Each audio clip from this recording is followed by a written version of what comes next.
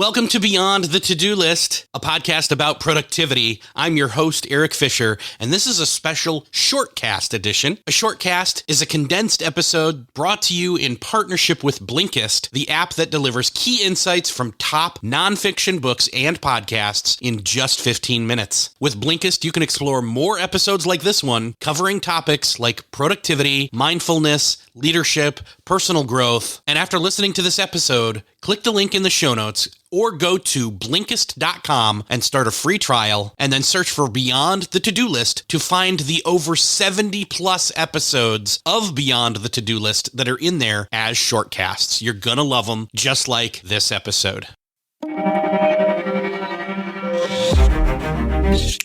Hello, I'm Eric Fisher, and welcome to the shortcast of Beyond the To-Do List. In every episode, I talk to people with fresh ideas to help you be happier and more productive. Be honest. What percentage of your waking hours are spent in some way engaging with social media? Posting, sharing, liking, doom scrolling? Social media is designed to draw us in deeper and deeper. So maybe it's no surprise that we sometimes feel overwhelmed. Today's shortcast is all about unplugging. What happens when you stop increasing your levels of digital interaction and maybe even cut back? There are ways to experience the world, know what's going on, and have a social life that don't depend on social media. Exploring them may enrich our lives and also free up some of our time and attention, which in turn can make us more productive. And while social media is often free, using it constantly can take its toll on us. There's a price to pay for being always on, and I had hit that. I was becoming not that pleasant. I was really tired. I was frustrated. There was no rest areas. I was just like on the highway, punching it constantly. Baratunde Thurston is an author, podcaster, and commentator. He wrote the book How to Be Black and has held senior editorial positions at The Onion and The Daily Show with Trevor Noah. In this shortcast, Baratunde shares his experiences and lessons of unplugging from social media for 25 days. He explains how spending less time digitally engaged can leave us less stressed and more productive.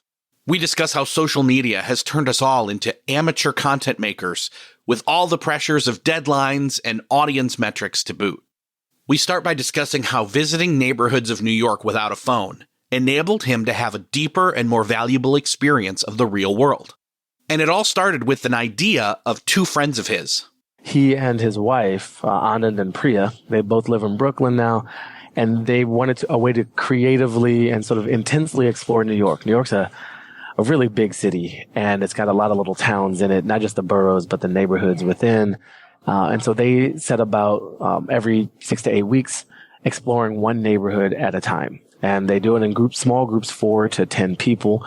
One person is designated the curator or the leader, and they set up the day. Where are we starting? Where are we ending? What happens in between? Are we walking? Are we taking bus? Is there a hike? Is there a movie, film? So I Am Here Day is what they refer to it as. And the purpose of it is to deeply explore a space and to leave, for the most part, your digital connectivity aside. Be here, be with the group, be physically present in whatever the neighborhood is. You don't have to opt out and check your Instagram feed. You don't have to over document your experience. You could just have it. And so when you spend a full, essentially 12 hours with a group of 6 people exploring neighborhoods and not exploring your Twitter feed, you return to something that we used to do a lot. You know, it's a different type of social. I mean, it's not antisocial at all. It's not digitally social. It's sort of analog social, but it is a deeply social as opposed to a broad and thinly social experience. And you're grounded in space. So you're all at the same diner, or you're all in the same forest or park or museum.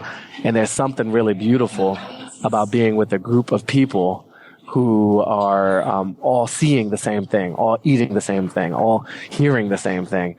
That's kind of a magical experience. So one of the days of my 25 was devoted to an I Am Here Day exploration of the Bronx. And I just got a much deeper connection to the city I live in because I was physically in it. The real world holds many wonders. And it's weird to think that A new way to explore it is actually the old way to explore it, without a device in our hand. Devices distract us in two ways. They separate us from the people and places we are with, and they take our attention to entirely different contexts. So when we remove the distraction and connect in real time, and real space, with the people and places around us, it can be refreshing. When Baratunde unplugged for 25 days in a row, he started to make deeper observations of the added pressure that social media puts on us and our lives.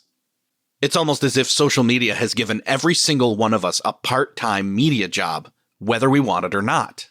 We've all become kind of field producers of our own lives. And we have these situations where you're at a birthday party or a dinner with friends, or you're just riding on the subway and you're constantly like, we're all trying to break news somehow. But it's like TMZ Gawker style news. It's not that important. And we see somebody on the subway who does something weird and we capture it. But once we've captured it, now we've got to caption it. And once we've captioned it, now we've got to share it. So there's all these there's like an overhead we're adding to the experience layer of our life where we can't just live it. We've got to kind of produce a mini film, and right. What's the title card of my lunch going to be? It's not only that we talk a lot. It's not only that we tune in a lot. It's not only that we react and respond a lot. It's that we have a way of measuring ourselves, and which is totally new in terms of like human history. Right.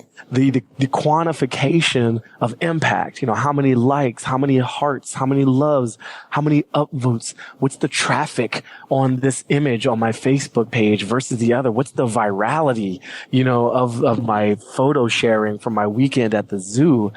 And that's really like, we've all become these like pro marketers for campaigns that should just be like a day in the life. And there's something unhealthy about everybody treating their life like, a quantified marketing campaign with these key performance indicators and like ROI on your lunch. Yeah. Baratunde has hit on something here. The numbers, performance, and metrics associated with our social media activity have a very work feel to them and far less of a relaxing vibe. So it stands to reason that social media could be impacting our work-life balance without us even realizing.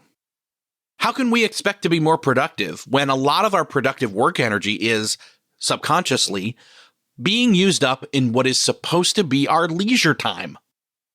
In the end, Baratunde's experiment of leaving social media for 25 days greatly helped him rediscover the art of having real interactions with people. And that made his leisure time more refreshing and more rewarding, which left him more productive in his work time.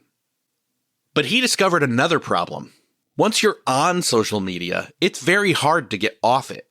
It's not easy. Email makes it easy. That's the only tool where you got a vacation message, auto reply, forwarding, you can set up all these rules. You got all kinds of control over the system that represents you in this social way. Nobody else does that. Facebook makes it weird. Twitter makes it impossible. There's no suspending of your Twitter account. There's no auto response to people who direct message you on Twitter. They just see, oh, you didn't write me back. Facebook does let you like suspend or deactivate your account. But when they do that, first of all, they make it really emotionally manipulative because they show you the images of like your friends and family, and they're like, oh, Rebecca's really going to miss you. You sure you want to do this? Your sister's not going to see what you're up to. Are you sure you want to cut off your family? You want to be a good brother, don't you? Like, you love your sister? Why don't you love your sister? What about this baby? Your friend just had a baby. Why do you hate babies? So like, Facebook's real awkward about it because they need you to be on to maintain their valuation. And they're, what you realize in all these tools is like, they're one way. They suck you in. They get you connected. They get you hyper productive from a content, consumption or production perspective. And they really don't make it easy for you to go. So I had to manage that. That was the hardest part. Being in it, so much easier. I think it was mostly, I felt a relief because I hadn't really done it this intensely before. And that was the new adventure. It was like tweeting things that I saw as I walked down the street it wasn't actually that special anymore. Not tweeting, that was the cool thing. And just sort of like taking deep breaths and like straightening out my posture from not being hunched over all the time. I had a lot more dinner parties, and I used words out loud directed at people's faces in the room as my little like viral sharing metric. Social media in and of itself isn't evil. It connects us in brilliant ways and can be a source for good. But it can get out of hand in our lives pretty easily and leave us feeling burned out. To be productive, we need to be in a good work-life balance. And it can feel like social media is another job to fit in, not a way to depressurize. If we can re-engage with real-life activities, get our heads up and be present with the people and places around us, then we can feel less stressed and more alive. Even if you don't avoid social media entirely like Baratunde did, do consider the impact it has on you and make deliberate choices about your usage instead of being drawn into even more interactions. If you want to hear more shortcasts from beyond the to-do list, be sure to hit follow on the show page. That way you can be notified when new episodes come out. I'm Eric Fisher. Thanks for listening to this shortcast of Beyond the To-Do List.